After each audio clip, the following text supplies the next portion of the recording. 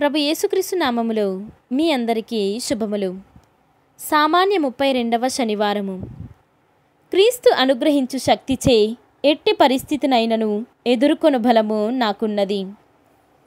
మొదటి పట్టణము పునీత యోహాను రాసిన 3వ లేఖ 1వ అధ్యాయము 5వ వచనము నుండి 8వ వచనం వరకు.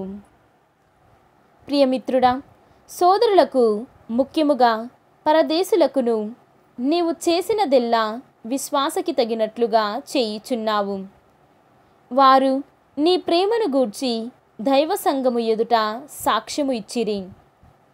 దేవుని సేవకు తగినట్లుగా నీవు వారిని సాగనంపుట యుక్తము. ఏలన అన్యుల నుండి ఏమీయూ తీసుకొనక ఆయన నామము నిమిత్తము వారు బయలుదేరిరి. కనుక మనము సత్య వ్యాపకములో తోటి పనివారమగునట్లు వారికి ఉపకారము చేయ బద్ధులమై ఉన్నాము. ఇది ప్రభువు వాక్కు. సర్వేశ్వరునికి వందనములు. భక్తి కీర్తన. ప్రభువు పట్ల భయభక్తులు చూపువాడు ధన్యుడు. ఈనాటి సువిశేషము పునీత లూకా గారు వ్రాసిన సువిశేషము 18వ అధ్యాయము 1వ వచనము నుండి 8వ వచనము వరకు. ఎల్లప్పుడూ ప్రార్థన సలుపుటకు, నిరుత్సాహులు కాకుండుటకు యేసు వారికి ఒక ఉపమానమును ఇట్లు చెప్పెను. ఒకానొక పట్టణమున న్యాయాధిపతి ఒకడు కలడు. అతడు దేవుడనిన భయపడడు, మానవులను లక్ష్యపెట్టడు. అచ్చట ఒక వితంతువు ఉండెను.